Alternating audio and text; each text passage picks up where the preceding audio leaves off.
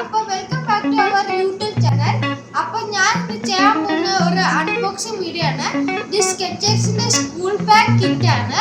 അപ്പോൾ ഗായ്സ് നമുക്ക് ഇത് അൺബോക്സ് ചെയ്യാം. ഇതാണ് ഇതിന്റെ ബോക്സ് വരുന്നത്. നല്ല ക്വാളിറ്റി ഉള്ള ബോക്സ് ആണ്.